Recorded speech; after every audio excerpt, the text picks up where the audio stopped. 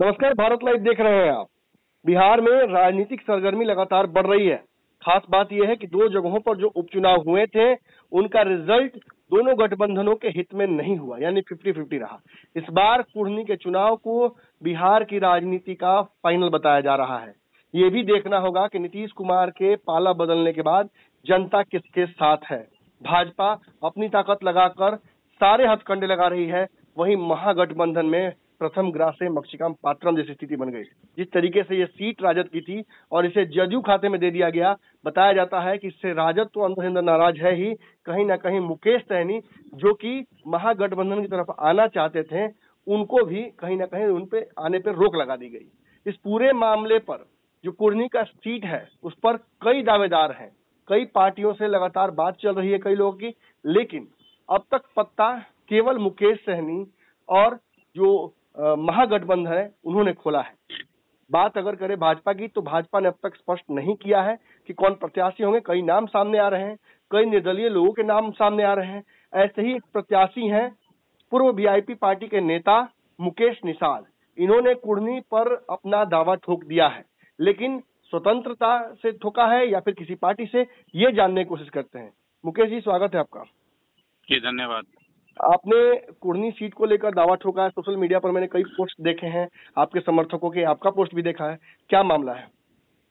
जी देखिए, कुढ़नी जो विधानसभा की सीटें थी, अभी वर्तमान में वहाँ से अनिल साहनी विधायक थे, निषाद समाज से आते हैं वो जी। और आरजेडी कोटे से विधायक थे जी। तो जहाँ पहले जानकारी थी कि भाई उनकी जो अभी तक चलते आया है, कोई प्रत्याशी को या सजा हो जाता हो, चाहे सीट खाली होता तो उनके परिवार को सहानुभूति के तौर पर लड़ाया जाता है। निश्चित तौर पर मोकामा में हुआ, हाँ मोकामा में हुआ, गोपालगंज में हुआ, उसे नवादा में राजवल्लभ यादव के साथ हुआ, ठीक है। तो हम लोग ये आश्वस्त थे कि चलो उनकी पत्नी को मिलता है तो समाज के जो सीट है समाज के पास रहेगा, लेकिन महागठबंधन ने ऐसा नहीं किया। एक तरह से निषाद समाज के साथ छल करके वो सीट जेडीयू खाता में डाल दिया और मनोज कुशवाहा को दे दिया। जी। तब मैंने घोषणा किया सोशल मीडिया के माध्यम से, अगर मैंने स्पष्ट लिखा है कि महागठबंधन या एनडीए गठबंधन निषाद समाज से अपनी प्रत्याशी को उतारते हैं तो मैं उनका समर्थन करूंगा, अदरवाइज मैं चुनाव लड़ूंगा समाज हित में। नहीं, यहाँ ये बात आपने एक बहुत बड़ी बात उठा दी कि अब तक जो भी लोग जिनकी विधायकी समाप्त हुई है या सजा याफ्ता हुए हैं, उनकी पत्नियों को, परिवार के सदस्य को मौका मिला है। यहाँ कुढ़नी में ऐसा नहीं हुआ, जबकि हमें बार बार ये खबर आ रही थी कि अपनी पत्नी सहित दिल्ली दरबार में भी गए थे, लालू यादव से मुलाकात भी उनकी हुई। क्या लगता है किस कारण से सीट उन्हें नहीं दी गई? देखिए, सबसे बड़ी बात है तेजस्वी यादव ने जो निषाद के साथ अपमानित करने का जो काम किया, उनका भुगतना तो उनको भुगतना पड़ेगा। क्या कि जिस एक तरफ राजवल्लभ यादव जैसे बलात्कारी को की पत्नी को लड़ाते हैं, अनंत सिंह जैसे 10 साल के सजा याफ्ता को लड़ाते हैं, और जबकि अनिल सहनी को छोटा सा मामला था, उसमें सजा 3 साल की सजा हुई थी, फिर भी उन्होंने अनिल सहनी को अपमानित नहीं किया। निषाद समाज को अपमानित करने का काम तेजस्वी यादव ने किया है। इसका अंजाम उनको कुढ़नी में भुगतना पड़ेगा। नहीं, वो जो सीट है वहाँ निषादों की अच्छी खासी जनसंख्या है। भाजपा के प्रत्याशी का भी जो नाम सामने आ रहा है वो निषाद समाज से नहीं है, तो केवल एक तरफ से नाराजगी क्यों आपकी? देखिए, भाजपा को भी भुगतना पड़ेगा। मैं भाजपा का पक्षधर नहीं हूँ। भाजपा अगर निषाद को नहीं तरजीह देती है तो इसका भुगतना तो उनको भी पड़ेगा ना। ऐसा थोड़ी कि मैं भाजपा का स्टार प्रचारक हूँ, चाहे मैं भाजपा का सक्रिय सदस्य हूँ, नहीं। भाजपा के लिए मैंने बोचहा चुनाव में काम किया था, ठीक है, अपने संगठन निषाद सेना के माध्यम से, लेकिन जहां सम्मान नहीं हुआ मुकेश निषाद नहीं रहेगा। समाज के साथ मुकेश निषाद है और सम्मान के साथ मुकेश निषाद है। देखिए, ये लड़ाई पहले ही त्रिकोणीय हो चुकी है। मुकेश सहनी लड़ रहे हैं, राजद जदयू का प्रत्याशी है महागठबंधन से, भाजपा का प्रत्याशी है। ऐसे में आप क्या कीजिएगा? वहाँ पे खबर आपके चुनाव लड़ने की भी आ रही है। देखिए, अगर निषाद समाज से प्रत्याशी नहीं होते हैं किसी दल से तो मैं लड़ूंगा, निश्चित रूप से चुनाव लड़ूंगा। अगर समाज के प्रत्याशी होगा तो मेरा समर्थन समाज के साथ है। पहले मेरे लिए समाज प्राथमिकता है। व्यक्तिगत राजनीति में नहीं करता हूँ, समाज की राजनीति करता हूँ और समाज के साथ किसी भी परिस्थिति में समाज के साथ रहूंगा। लेकिन जो वोट बैंक है वो बिखरेगा और कहीं ना कहीं उससे जो समीकरण है वो भी टूटेंगे। क्या लगता है आपको, अगर चुनाव लड़ते तो क्या फायदा किसको होगा? नहीं, वोट बैंक जो है वो बिखरने नहीं दूंगा ना। मैं पहले ही बोल रहा हूँ कि मैं समाज के साथ हूँ, समाज जिधर मेरा रहेगा मैं उनके साथ रहूंगा। मैं अपनी वोट बर्बाद नहीं करूंगा।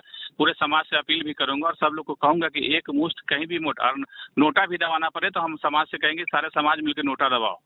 ताकि निषाद की जो क्षमता है और शक्ति है वो दिख जाए कुरन्नी में।